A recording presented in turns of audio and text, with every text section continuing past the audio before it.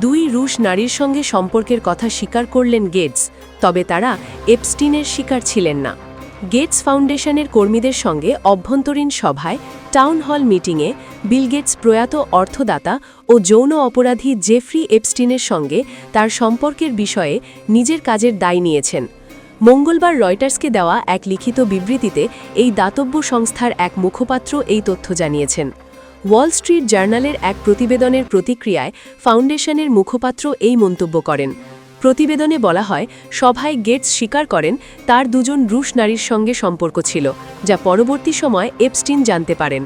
তবে ওই নারীরা এপস্টিনের পাচারের শিকার বা ভুক্তভোগী ছিলেন না।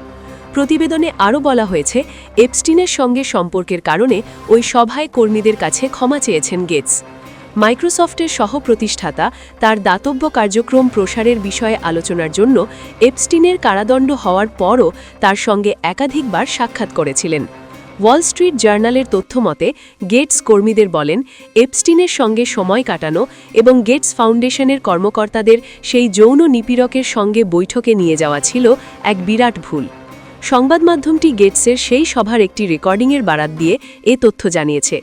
ওয়াল স্ট্রিট জার্নালের মতে গেটস বলেন, আমার ভুলের কারণে অন্য যারা এই বিষয়ের মধ্যে জড়িয়ে পড়েছেন তাদের কাছে আমি ক্ষমা চাইছি।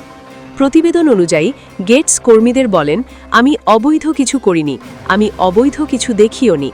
বিচার বিভাগের প্রকাশিত নথিতে মাইক্রোসফট প্রতিষ্ঠাতার এমন কিছু ছবিও ছিল যেখানে তাকে কিছু নারীর সঙ্গে পোজ দিতে দেখা গেছে।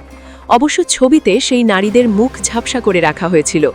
গেটস এর আগে বলেছিলেন, এপস্টিনের সঙ্গে তার সম্পর্ক কেবল দাতব্য কাজ সংক্রান্ত আলোচনার মধ্যেই সীমাবদ্ধ ছিল, তার সঙ্গে দেখা করাটা ভুল ছিল।